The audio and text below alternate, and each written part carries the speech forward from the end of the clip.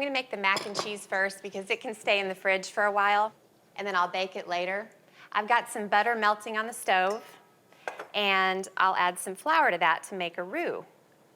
You know, when we have birthday parties for the kids around our place, we don't have piñatas and 50 kids running around. It's pretty much a family gathering, another excuse to get the family together. And I'm just whisking it together over kind of medium-low heat. My husband, Lad, has both of our boys out on the ranch doing work. He's trying to keep our baby occupied so he doesn't find out the secret about the surprise party. You gotta hold it up high like this so you get on their backs, okay? Okay, you wanna go put the spray truck up? All right, maybe we can get something to eat.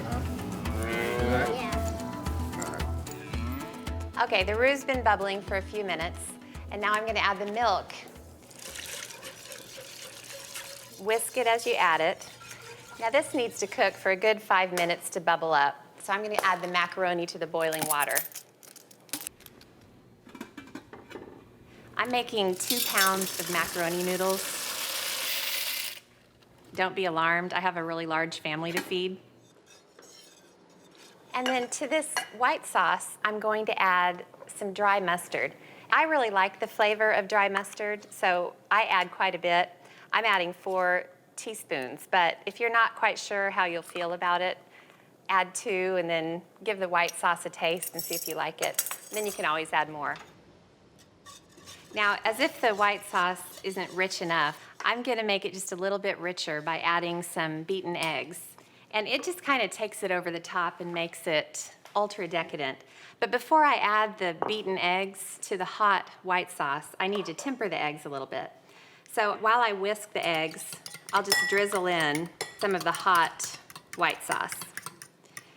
And just like you don't want to jump into a freezing cold pool, you don't want to pour beaten eggs into a really hot pan of sauce or they'll turn to scrambled eggs.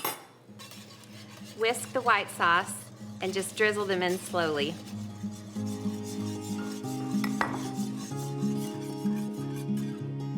Okay, the white sauce is really thick, it's really smooth, and it's really rich with the addition of the eggs. I've got a bunch of grated sharp cheddar.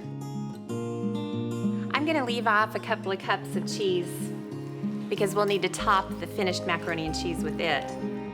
You just need to stir the grated cheese into the white sauce. And please resist the temptation to stick a large tablespoon in here and start eating it out of the pot. I speak from experience here. Okay, add a little bit of seasoning, salt,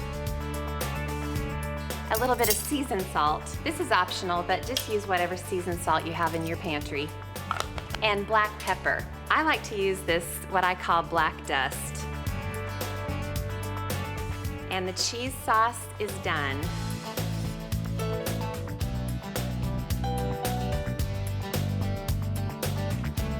And in goes the macaroni.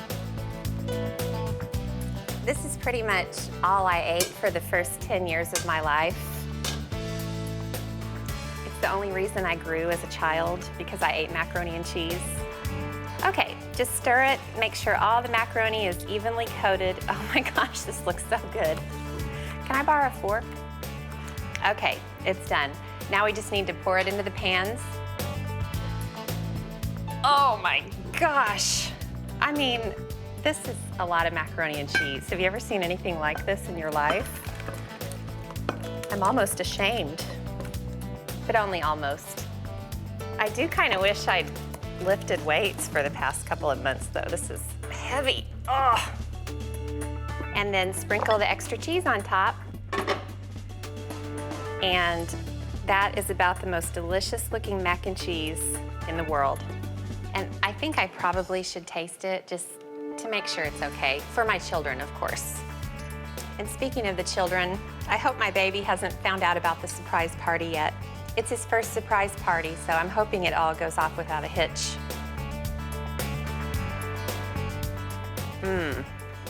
That is good.